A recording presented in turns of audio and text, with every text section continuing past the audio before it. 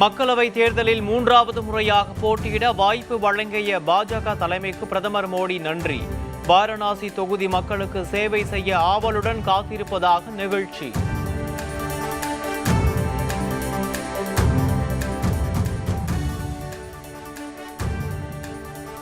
பல்வேறு நிகழ்ச்சிகளில் பங்கேற்க பிரதமர் நரேந்திர மோடி நாளை தமிழகம் வருகை.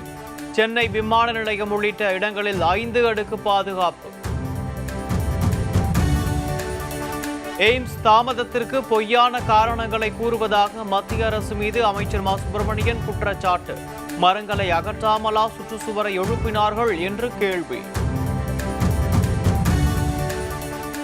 காவல்துறை இருந்தும் தமிழகத்தில் கஞ்சா விற்பனை அதிகரித்துள்ளதாக எஸ்பி வேலுமணி குற்றச்சாட்டு.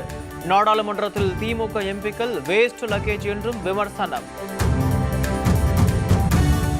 பொதிகை ரயிலில் 180 கோடி ரூபாய் மதிப்பிலான போதைப் பொருள் கடத்தப்பட்ட விவகாரம்.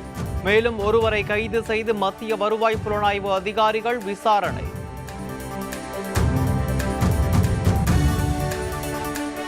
தமிழகத்தின் உரிமையை கடந்த ஆட்சியில் விட்டுக் கொடுத்தவர்கள் அதிமுகவினர்.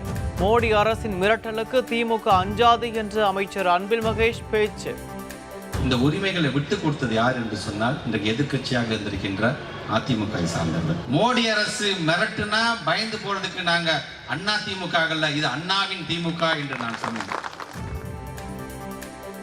தமிழகம் முழுவதும் 43,000 முகாம்களில் போலியோ சொட்டு மருந்து முகாம். போலியோ இல்லாத சமூகம் உருவாக நடவடிக்கை என முதலமைச்சர் மு.க. ஸ்டாலின் பதிவு. 2வது முறையாக பாகிஸ்தான் பிரதமராகிறார் ஷபாஸ் ஷெரீப். தொடர் பேச்சுவார்த்தைக்கு பின் பாகிஸ்தான் மக்கள் கட்சியுடன் இணைந்து ஆட்சி அமைக்க நவாஸ் கட்சி ஏற்பாடு.